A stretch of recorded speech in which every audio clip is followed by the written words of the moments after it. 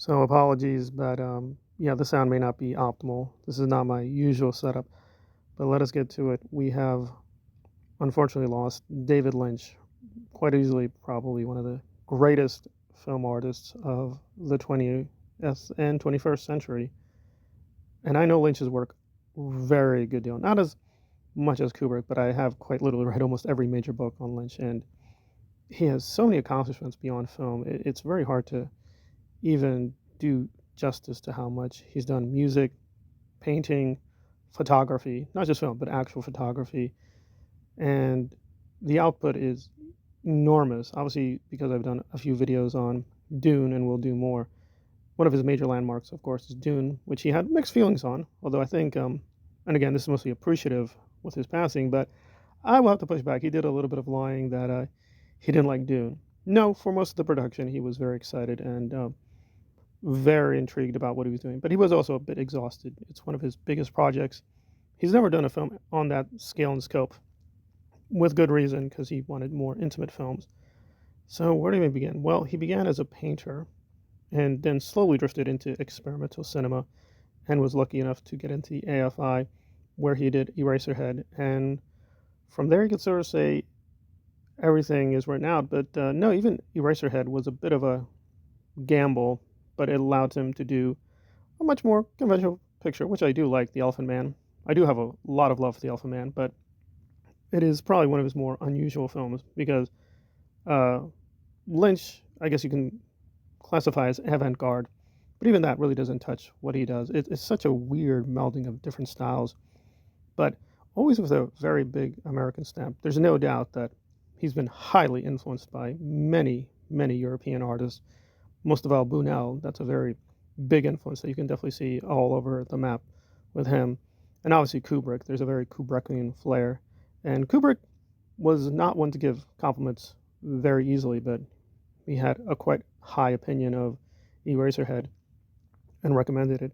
And Lynch is on record that when he heard that Kubrick was in love with it, he said, I could have died right then and there. I would have been totally happy. So, yeah, from one great artist to the next, it's quite a legacy.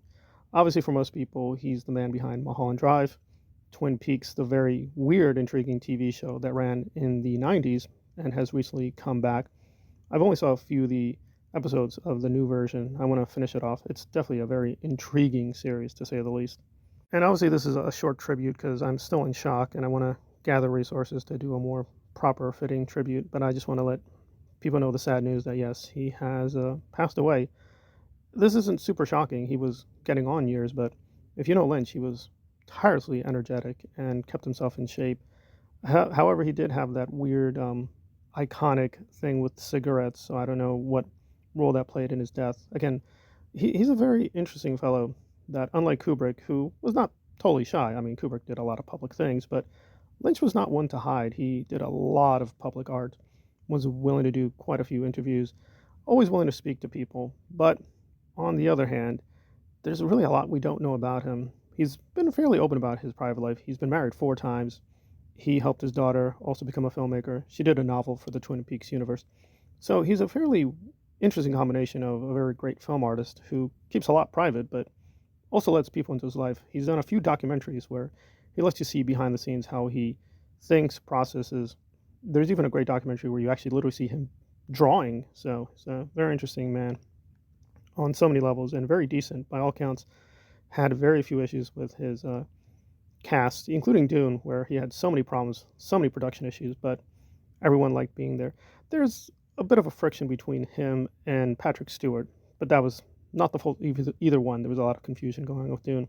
So, a very great man. Again, I'm still processing his passing because, as I've let people know, I really want to work in Hollywood, and he's definitely one of the people who just admire the man on so many levels. Again, a lot of people keep saying that Scorsese is the best thing since Kubrick, but I would have to disagree. No doubt, Scorsese is great, but there's no other way of putting it. He still does fairly mainstream films. Lynch is pretty unique that Kubrick is the best comparison that he was able to do, not mainstream films, but films that sort of compromise between a very avant-garde, surreal, artistic style and something that could, at some way, reach quote a mainstream audience. But he never had too many problems making a film, but it was never easy. Every film took a lot of time and energy, and by all accounts, people who worked with him loved him. It's a complete original person. He obviously took a lot from other people, but it's a very rare case because there are just very few great American artists, especially in film. There are just not that many, frankly. But he is one of them. So wherever he is, rest in peace. I think he ended his life probably as a Christian Buddhist. So I don't know if he'd be comfortable with people giving prayers at the end of his life, but if that is your own orientation, I'm sure he'd be happy to receive any. A very great man, great artist, and we're probably going to be debating him for decades, if not centuries. C'est la vie, David Lynch.